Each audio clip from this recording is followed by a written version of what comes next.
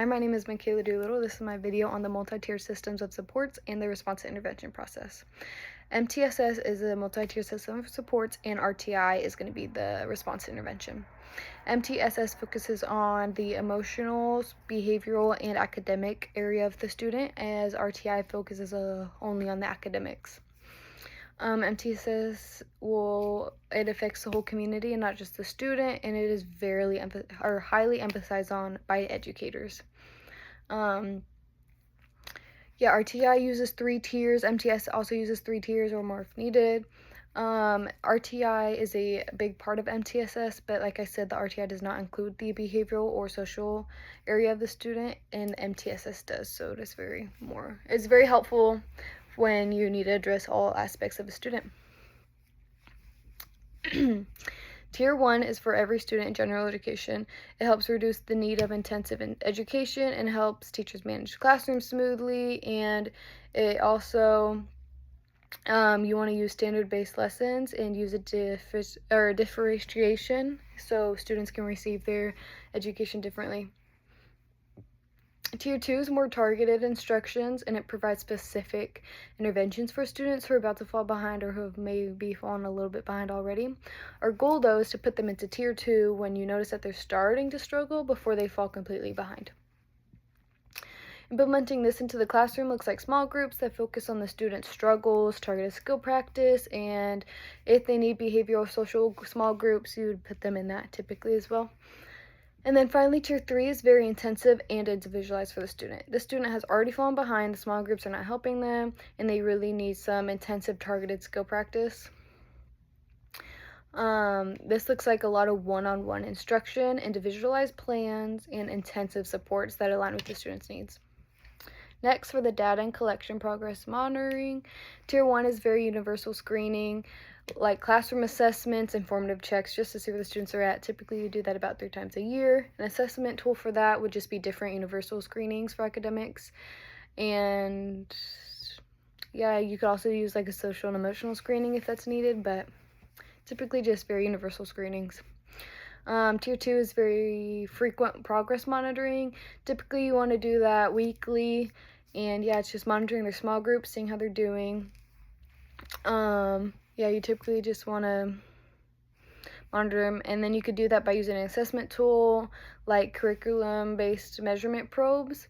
They're like small tests just to like frequently check on where the students' academics are at, like how they're doing, and then we'll go into analyzing next.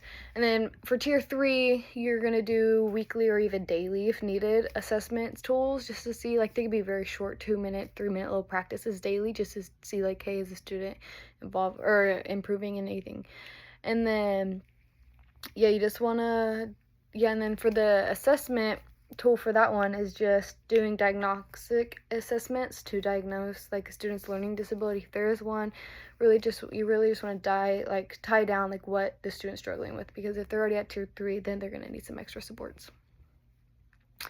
Next is analyzing. It is important to analyze every student in each tier because you want to be ready to support students in every way necessary, and if they are falling behind, you want to make sure you're already ahead of that because you're already analyzing them. Even if they don't show any signs of help, you want to make sure you're constantly analyzing every student and every student's progress. Analyzing helps educators know which interventions need to be selected to help the students. You'll be ready to support students. You want to review the data to look for trends just to see if they're struggling in different things. That's also very important.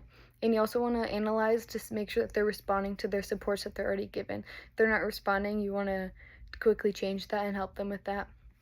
And then lastly, for students with disabilities, the data from the MTSS and RTI will help educators decide on if the challenges are due to instructional gaps or if they indicate a need of special education evaluations, and if you need to go down the special education route or if it's just more instructional gaps and you just need to help fill in the gaps still.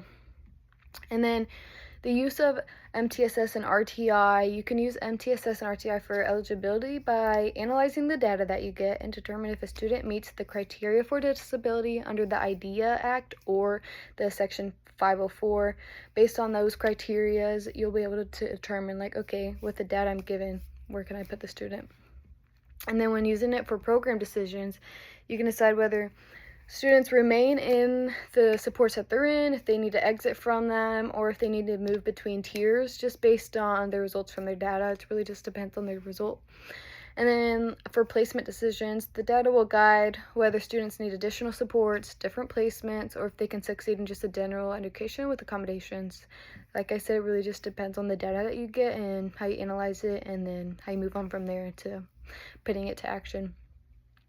And then the last part of this video would be the communicating to stakeholders. It is important for educators to communicate effectively to stakeholders, just to give them the chance to give the students the best education. Really, how you can communicate with the people who are important in that steps before them will determine, like, okay, how smoothly this will go to give the student what they need.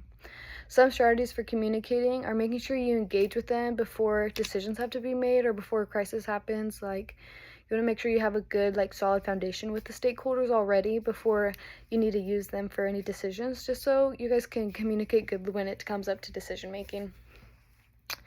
It is also important to just collaborate with the stakeholders, remain respectful to all their ideas and just who they are, and everyone's main interest is in the student and it's their best interest, so you want to remain respectful with everyone. And then also be aware of their cultural differences and engage with everyone respectfully. Everyone comes from different backgrounds, so not everyone is going to have all these digital access as other people may have. It's just really good to be really mindful of all of that, because how you go out and talk to people is really important, and it's going to play a big important role in the student's education. And then when having to meet with the stakeholders to discuss the progress, make sure it's in a professional scheduled meeting with the parents and teachers and staff that is involved. You want to make sure that's very professional. If you need to have an in-person meeting, you want to make sure it's scheduled and something that's that everyone can make it to. That's very important. And then the last strategy is, if it's an option, create a digital tool like Class Dojo or even Google Classroom. You can put any minor updates that you need to do. You could even include their progress that they're making that you get from data, and just just stuff that you don't need to have an in-person meeting for. It's very important, and it shows that you're actively engaged with the student, and stakeholders do like to see that. And that is everything for my video. Thank you.